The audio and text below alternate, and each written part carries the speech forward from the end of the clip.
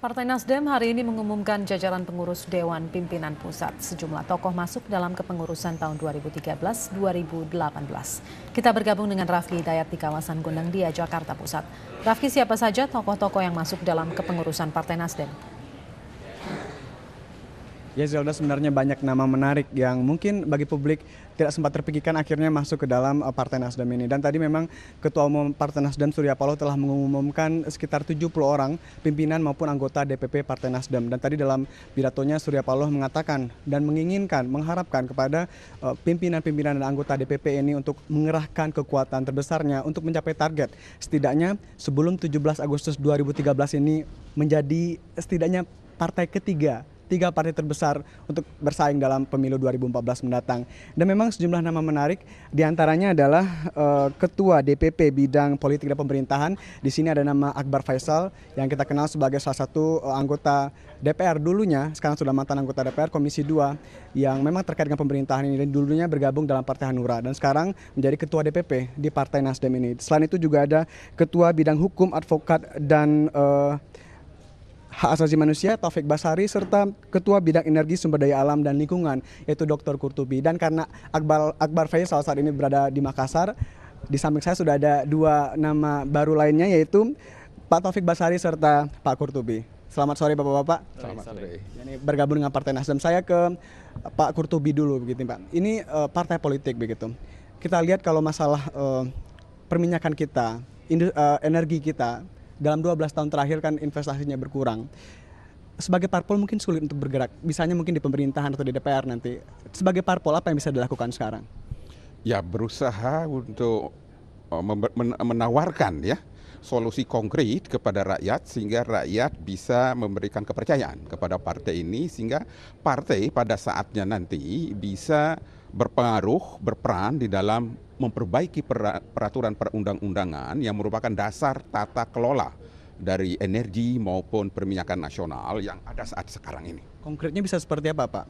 Konkret dalam parpol? Pak? Ya, kita ketahui selama 12-an tahun ini kondisi tata kelola perminyakan kita amat sangat buruk dan merugikan negara. Ini disebabkan adanya tata kelola yang salah berdasarkan Undang-Undang Migas Nomor 2 Tahun 2001, konkretnya seperti itu.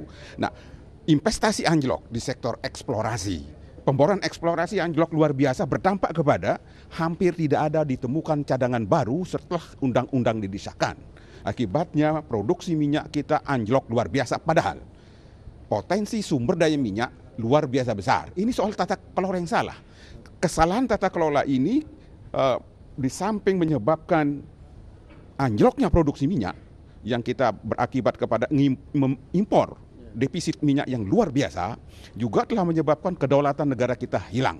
Ini harus diakhiri dengan memperbaiki undang-undang. Memperbaiki undang-undang berarti di DPR nantinya ya Pak ya? Diharapkan begitu.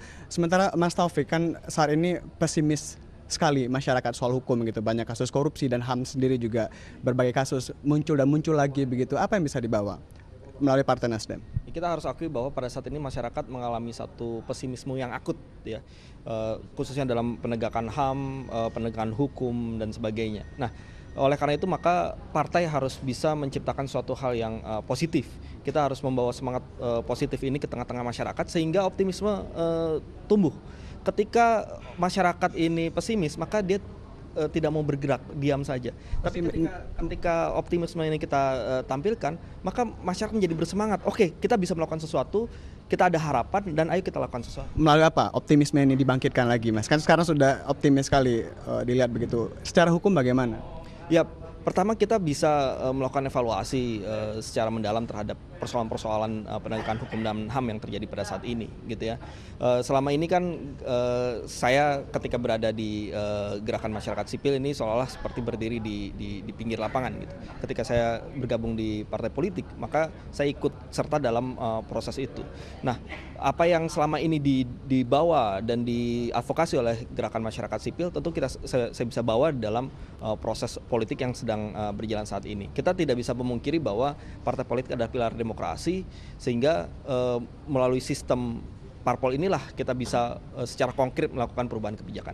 Oke. Terima kasih, waktu kita singkat sekali. Dan memang tadi Ketum Partai Nasdem Surya Paloh mengatakan bahwa masyarakat untuk diingatkan bahwa memang banyak sekali partai politik yang mungkin korupsi yang membuat kepercayaan masyarakat terhadap partai politik berkurang. Namun Surya Paloh menegaskan bahwa itu hanya oknum-oknum saja dan dia mengharapkan melalui Partai Nasdem ini akan membuktikan bahwa partai politik bisa membawa perubahan untuk yang lebih baik lagi di masa yang akan datang. Demikian kembali ke studio, Zelda.